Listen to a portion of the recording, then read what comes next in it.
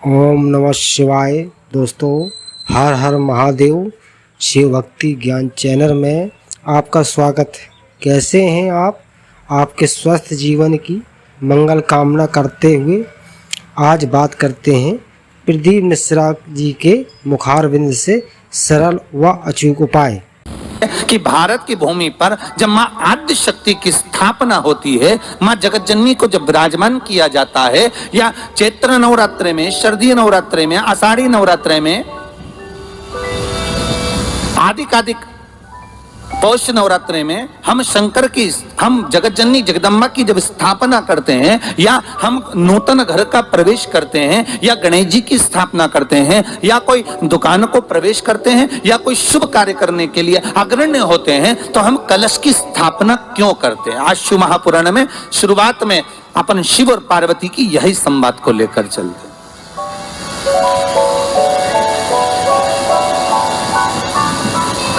आखिर कलश में ऐसा क्या है? कलश के अंदर आखिर ऐसा क्या विराजमान है कि 33 कोटि देवता उस कलश के अंदर आकर बैठ जाते हैं? महाराज,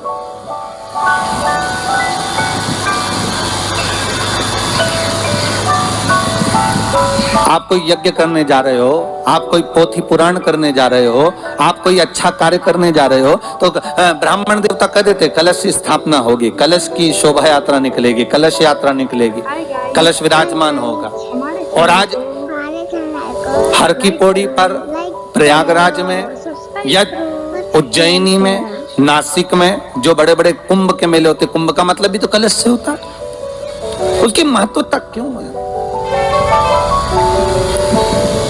उस कुंभ की, उस घड़े की महत्वता कहां से प्रकट हो? शिव महापुराण की कथा कहती है महाराज, भगवान ओघड़दानी शंकर स्वयं आद्य शक्ति जगदम्बा से कहते हैं कि जगदम्बा तू क्या चाहती है, बोल। तो जगत जननी जगदम्बा कहती है कि जहां मैं हूं वहां शंकर है, ये आपने कह दिया, पर जहां शंकर है वहां पार्वती का होना जरूरी है। उसके लिए सिद्ध करने के लिए एक स्थान ऐसा बनाया जाए जहां पर शंकर विराजमान है और शंकर के साथ पार्वती विराजमान है। तो शिव जी ने कहा, पार्वती, उसके लिए मैं तुझे एक सुंदर कलश का निर्माण कर देता हूं।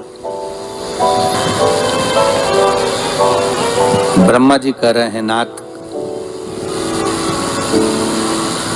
इस सारे ब्रह्मांड को रचना करना है, कर दूंगा, मना नहीं है, पर रचना करता भगवान ब्रह्मा जी कहते हैं कि मैं संसार को एकाग्रित करूं, उससे पहले 33 कोटि देवताओं को मुझे एकाग्रित करना, और सारे 33 कोटि देवता एक जगह पर आकर विराजमान हो जाए, ऐसी कोई व्यवस्था करना। शंकर भगवान ने कहा, बनाओ ब्रह्मदेव, तुम निर्माण करो। ब्रह्मा, शास्त्र कहता है कि भगवान शिव स्वतः, शंकर तो शंकर है, भगवान शंकर ने एक मट्टी का सुंदर सा भाग ढेला एकत्रित करा, उस ढेले से भगवान ने एक सुंदर कुंभ का निर्माण करा, एक सुंदर कलश का निर्माण करा।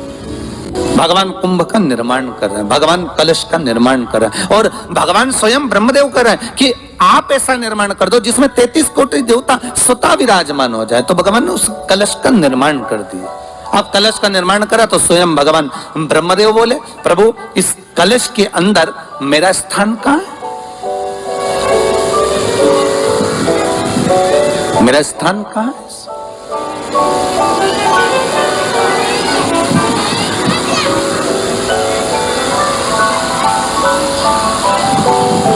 बहुत ध्यान देना महाराज, कलश का जो मुख होता है, उस मुख पर भगवान विष्णु का स्थान होता है।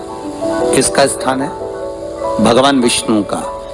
थोड़ा सा नीचे आओगे, जहां से कलश का मुख दबा हुआ होता है, वह जगह भगवान स्वयं शिव की होती है। किसकी जगह है? भगवान शंकर की। कलश का अग्रभाग, नीचे का भाग जहां से फैला हुआ होता है, वहां ब्रह्मा का आधिपत्य स्थापित होता है। फिर कलश का जो नीचे का भाग होता है, वो भगवान शिव और शक्ति का स्थान होता है।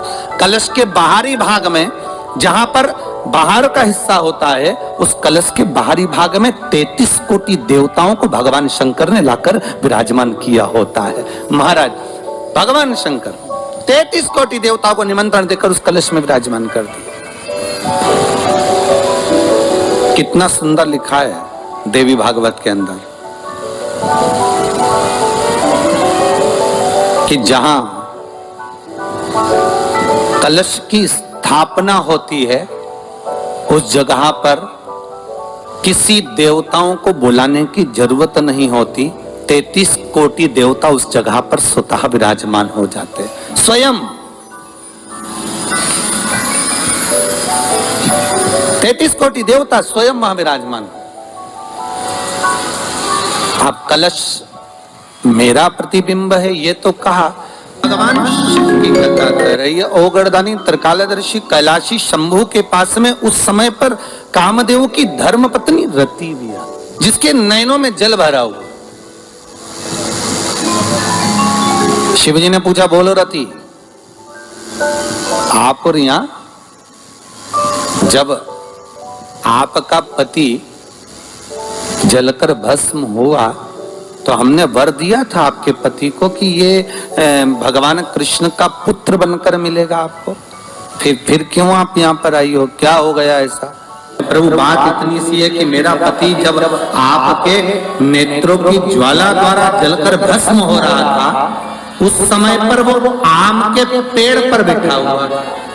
आम के पेड़ पर मेरा पति बैठा हुआ था, उसके चक्कर में वो आम का पेड़ भी जला।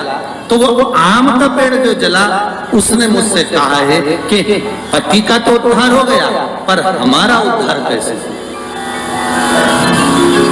अब देखिए कई लोग कहते हैं प्रश्न करने वाले पीछे नहीं हटते महाराज, बहुत प्रश्न करते हैं और प्रश्न कर कर पूछते हैं गुरुजी ये कलश के ऊपर आम के पत्ते क्यों लगते हैं? उसका उत्तर है ध्यान दीजिए। प्रश्न बहुत है तो उसके उत्तर भी बहुत है, बस उसको समझने वाला चाहिए। और आप लोगों को तो आज बहुत बहुत भगवान ने कृपा करी है जो आप पहले दिन ही कलश स्थापना होती और पहले दिन ही आपको ये ज्ञान हो जाए कि बच्चे पूछे कि कलश क्यों रखा जाता है, कलश के ऊपर आम के पत्ते क्यों लगाए जाते हैं, कलश के ऊपर नारियल क्यों रखा जाता है, कलश के ऊपर 9 बार मोली क्यों बांधी जाती है, मोली मतलब लच्छा नाड़ा 9 बार क्यों लपेटा जाता है नारियल के ऊपर, कलश के ऊपर जब रखते हैं।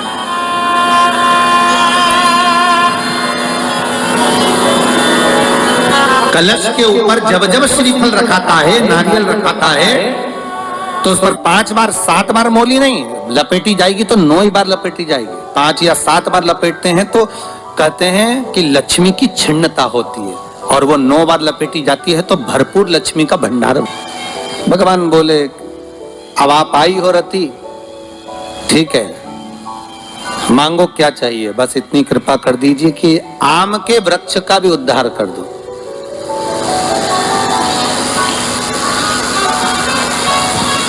शिवजी ने कहा हम वर प्रदान करते हैं रति,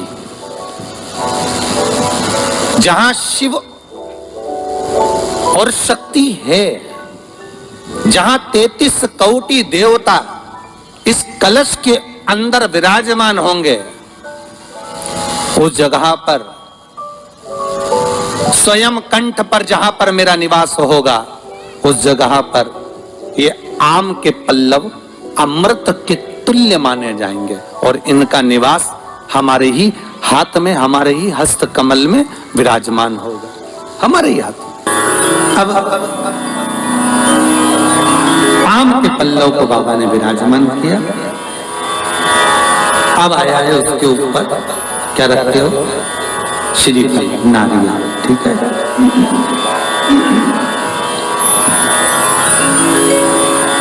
नारियल कौन, अब उसका भी प्रसंग शिव महापुराण में, स्कंद पुराण में बड़ा सुंदर है, ठीक है। भगवान शंकर और पार्वती विराजमान है कैलाश पर्वत पर। भगवान शिव के मन में बात आई, शंकर भगवान ने मां पार्वती जी से कहा हे जगत धात्री, हाँ प्रभु बोलिए, सुनो। तो देवी भागवत में आता है कि जिस जगह पर शंकर भगवान ने पार्वती से एक बात कही कि हमारा मन है कि हम दोनों बालकों की परीक्षा लें, और पार्वती जी ने जब भगवान शिव से कहा कि बच्चों की परीक्षा क्यों लें, संतान अपनी है और इनकी परीक्षा हम क्यों लें, किस आप मत करो परीक्षा, मत लो, पर शिव तो शिव थे। बुला लिया कार्तिकेय को, गणेश जी को बुलाकर कहा, बुलाकर बोले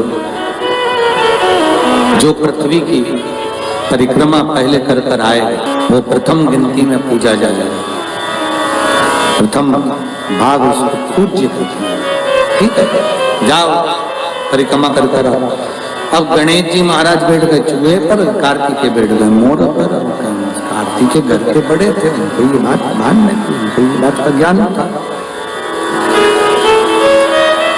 तो कार्तिकेय जी ने कहा अगर माता पिता का कहना नहीं मानेंगे तो अच्छा नहीं लगेगा। तो कार्तिकेय जी तुरंत मोर पर चढ़कर और परिक्रमा करने निकल गए।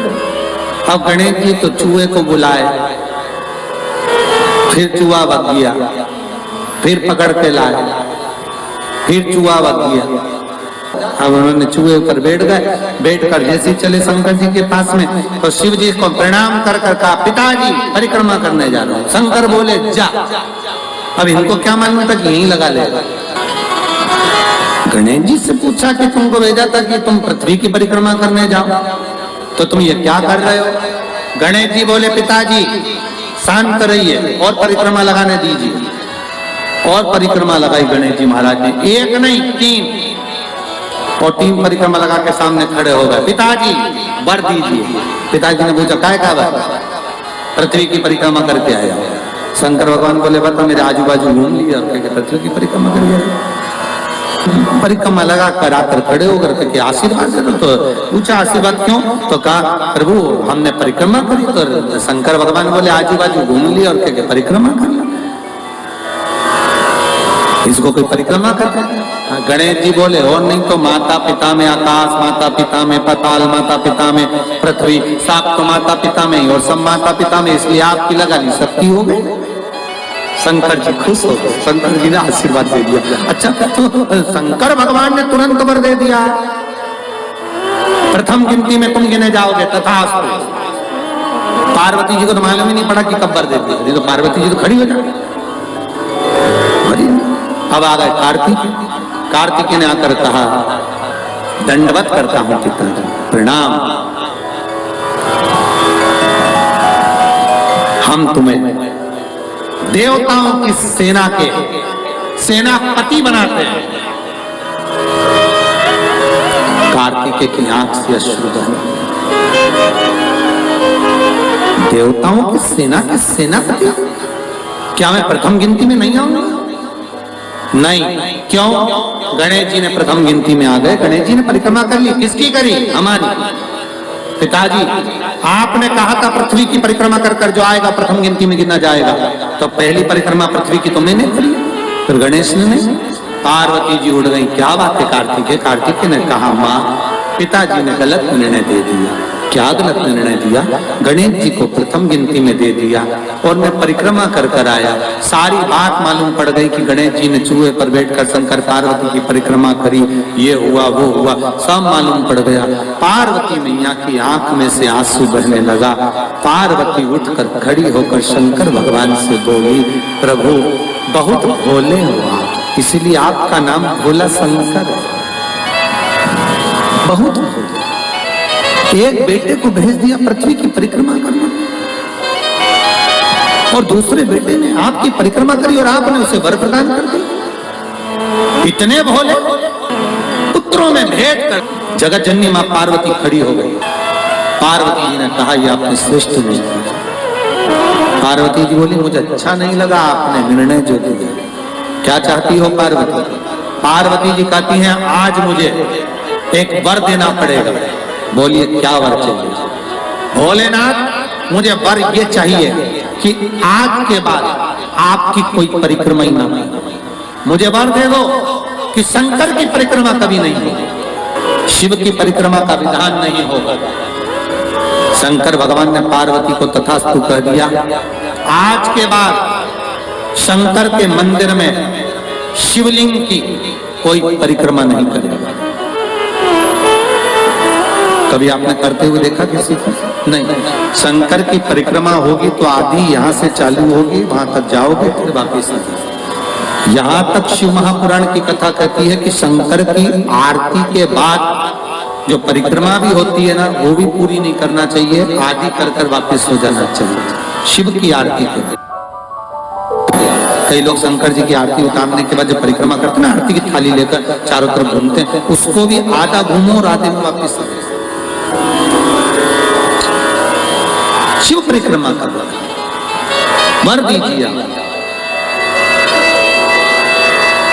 आप वर प्रदान करो, हमें वर दे दो। पार्वती मैं तुझे वर देता हूं, शिव की परिक्रमा कोई नहीं करे। और अगर शंकर की परिक्रमा कोई भूल से भी करेगा तो उसको दोष लगेगा, उसका पुण्य छिन्न। इसलिए शंकर की परिक्रमा लोग नहीं करते, क्योंकि उनने जो दान करा, पुण्य करा, सत्कर्म करा, भजन करा, कीर्तन करा, उसका पुण्य धीरे धीरे धीरे धीरे समाप्त होते चले जाता है, उस पुण्य की क्षीणता होती चली जाती है।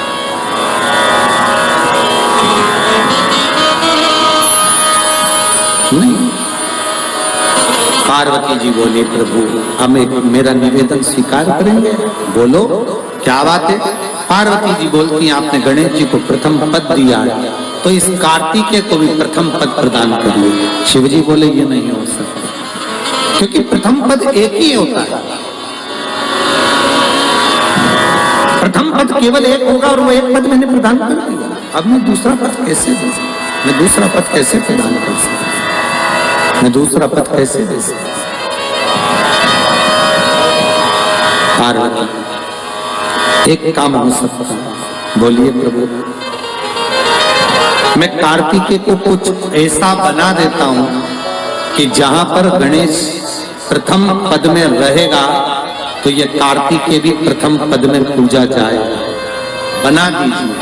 भगवान शंकर ने कार्तिकेय को श्रीफल का निर्माण कर दिया, स्कंद पुराण का क्या बनाया है? श्रीफल, नारियल। ये नारियल किसका प्रतिबिंब है? तो कहा ये कार्तिकेय जी का प्रतिबिंब है। किसका प्रतिबिंब है? कार्तिकेय जी का। तो गणेश जी की पूजन जो कलश के रूप में होती है, तो उसके ऊपर जो श्रीफल रखाता है वो स्कंददेव है, कार्तिकेय है। वो स्कंददेव, वो कार्तिकेय। सारे ग्रहों को शांत करने के लिए, कार्य को सिद्ध करने के लिए, कार्य की सफलता के लिए, व्यक्ति की मनोकामना पूर्ण करने के लिए कलश के ऊपर क्या रखा जाता है? जम के बोलिए, नारियल, श्रीफल रखा जाता है, जो कार्य की सफलता प्रदान है। हम आशा करते हैं कि भगवान शिव आपकी सभी मनोकामना पूर्ण करें। इस उपाय को करना ना भूलें। आज बस इतना ही, फिर मिलते हैं नेक्स्ट वीडियो में। दोस्तों वीडियो अच्छी लगी हो तो सब्सक्राइब और लाइक ज़रूर करें। ओम नमः शिवाय दोस्तों।